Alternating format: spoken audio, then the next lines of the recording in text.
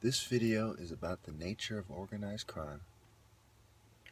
And when it comes to the great conspiracy, there's not much of a difference between an active collaboration between groups, criminal groups, and having an understanding, or the understanding between criminal groups. Think about the Mafia Commission. Do they have an understanding? Or are they actively collaborating? You say tomato, I say tomato. It doesn't really matter.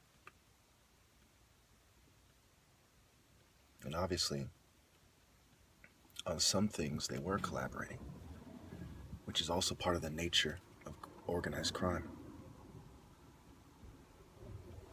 Sociologists and criminologists, as well as FBI directors, they all know that I'm right about this.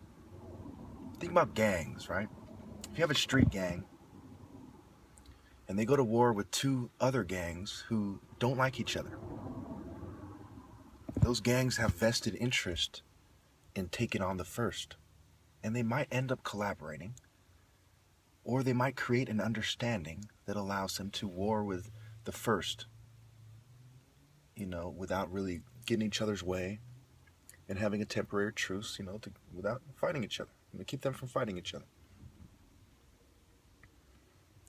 You must think about all these things to understand what I'm getting at, and what I am flat out asserting.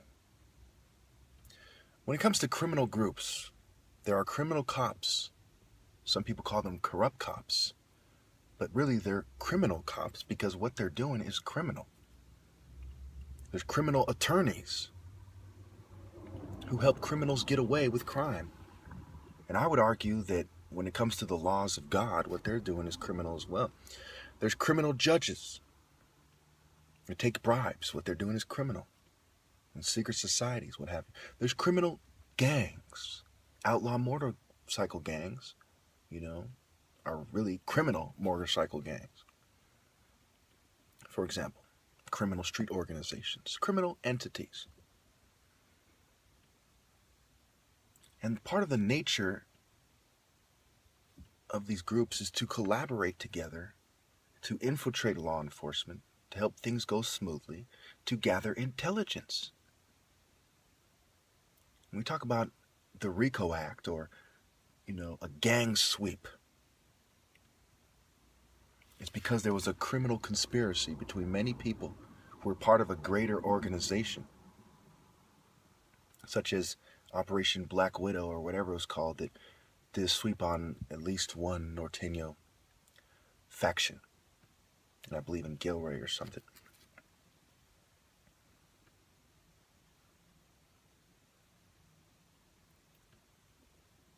So the idea that criminals work together is a fundamental part of sociology and law enforcement's understanding. It is a very basic understanding. The moment you remove that understanding, law enforcement is completely out of touch with what is going on, who's doing what and why. So it is quite absurd to say that there is no such thing as a massive criminal conspiracy, or that criminal groups just simply don't have understandings. They don't slice up the pie. They don't divvy up the profits and rewards. It's absolute madness. It shows an absolute inability for someone to connect with reality in a very fundamental and basic way. And it begs the question, who's really wearing the tinfoil hat, symbolically? And if someone was to go as far as to put on a tinfoil hat out of a higher understanding and awareness, wouldn't that person always be superior to the person who's wearing the dunce hat? Even if the tinfoil hat is ineffective, it shows that this person understands that there's a threat and he's trying to address it. But the person wearing the dunce hat, what's his excuse? Thank you.